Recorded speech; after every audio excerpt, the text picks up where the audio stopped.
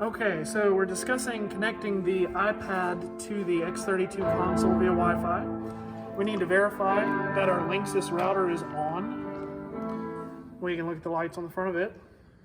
Within the iPad settings, we can pull down from the top right corner, or we can go into the settings button and we can go to Wi-Fi. We need to look for the Wi-Fi network named x32, select that. Because we've already connected, it's not going to ask us for a password, but if you do need the password, it is Behringer, spelled B-E-H-R-I-N-G-E-R, with a capital X and then the number 32. You'll connect to that. You'll then go back to your home page and you'll find the app called x32 Mix, and we'll select it.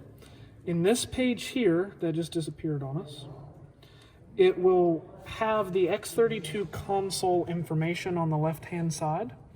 What we need to do is verify that that number in the IP address matches what the console is saying. So on the console,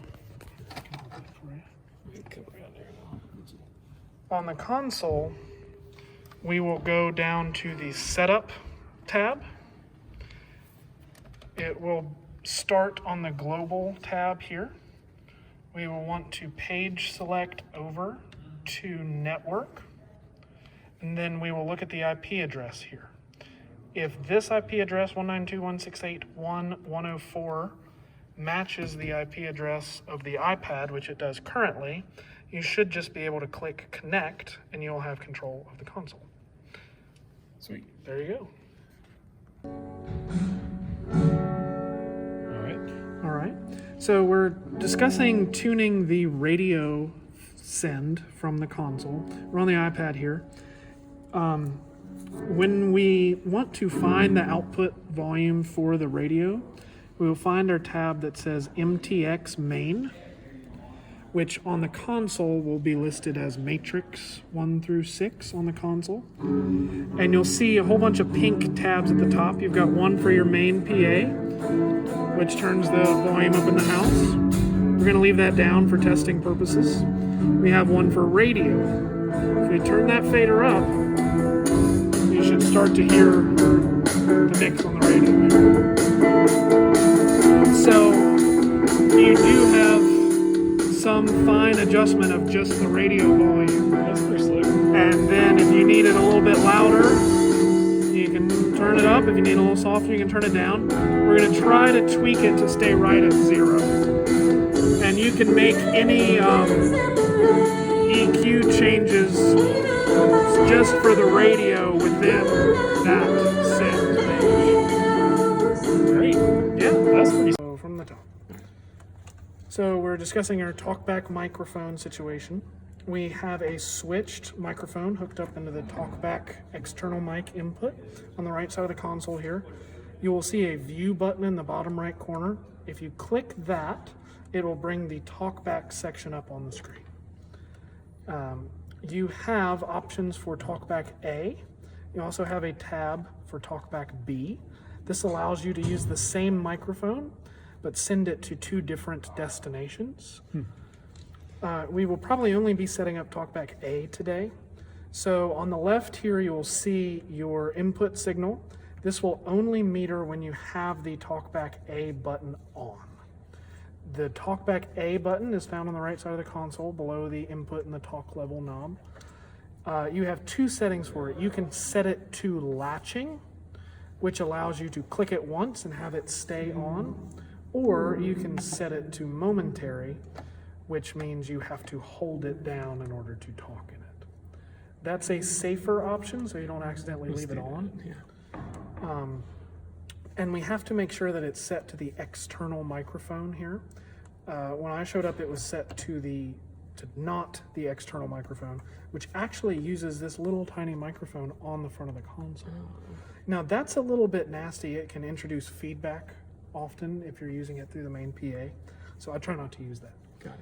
It's currently routed. If you look back on the Talkback A destination here, you can see that it's routed to bus 1. That is our stage monitors. There's 2 on the edge of the stage. And so that allows us, when we hold this button down, Is the external mic still on there? it is, yeah. So you hear the difference here. This is really, really hollow. And then when I switch over to this, it's much clearer. There's a lot less feedback beginning. And then we can change that. We can add multiple other destinations to it. It was set to go to the mains, which I don't recommend. So let me find out we have 3 monitor buses, so I'm going to send Talkback A. Talkback A should now go to all 3 of the stage monitors, all 3 of the sends for the stage monitors. And what I'm going to do is I'm going to set up Talkback B to go to the main PA, but I turned that down so we don't hear it. Hey, that's turned on. So I'm going to turn the talk level for the Talkback B down. Hey, 1, 2. We're going to just, hey, 1, 2. 1, 2, 1, 2. Find an appropriate level to talk to the house in. So if you ever need to make an announcement from back here, or there's emergency or something. Security issue. Yeah, you can pick this up, you can hold down Talkback B, and you can talk to the congregation. That's great. And if you need to talk to the stage, you just hold down Talkback A. I'm good. All right, so in discussing basic types of microphones, we have 2 basic types of microphones. We have a dynamic microphone, which does not need any external power, and we have a condenser microphone. Some of them will look this way, but most of the time they will be labeled condenser microphone. If you have one of these and you want to use it, it's perfectly acceptable, and you will have to plug it in to whichever channel you desire, have to find that channel on the console, make sure we've selected the channel that you wish to use for the new condenser microphone, and look up here in the config preamp section. You'll have a knob here for the gain, which is a very important knob for the incoming volume signal. Sets the level throughout the whole board for that particular channel. Slightly down below it to the left, we have this 48-volt button. This button, when it is illuminated, is providing a small amount of voltage to the microphone through the XLR cable to allow it to work. If this microphone isn't working, come back to the console, make sure that 48 volt is on, check your gain, make sure it is above the 0 level here, which is like a 7 o'clock. You probably want to start somewhere about 9 or 10 o'clock to make sure you got enough volume in there. Great. Sweet. All right. So we have set up a separate send for our radio mix, which we discussed earlier, but we can find it on the matrix 1 through 6 main C button within the center of the console here, and it is MTX5 radio. And so this fader allows you to control the volume to the radio directly. It does matter where this main left-right fader is set, because this fader is sending volume to this whole bank of faders. So we've set up another layer to that allows us to get the pastor's microphones. We've sent Don H, Vanjie, and Don S. We are sending them to the main left-right, which then feeds all the matrices. But we are also sending these 3 microphones into this bus 9, which you can find on bus 9 through 16. It's the first one. This bus, we need to make sure it is unmuted, that the volume is at 0. This is allowing us to control just the volume of these 3 microphones to the radio mix. Bus 9 is taking 3 channels, combining them into this one mix, and is then being sent out to the radio. So now, via this bus 9, if you need more of the pastors in the radio mix, you can turn it up. If you need less of them, you can turn it down. It will only send these 3 microphones to the radio mix. Okay, I'm up. Okay, so within ProPresenter 7 here, I have gone into the Screens tab. I've gone to Configure Screens. You had an existing screen, the LG TVs, under the Audience tab. This is the current setup for the church, what we're using now. I've added just a placeholder. It's not currently tied to any outputs. It's just something we can see. I've renamed it the live stream. So here we can see we have these two audience monitors, and then we have the stage monitor, which was existing. I'm not going to mess with it too much.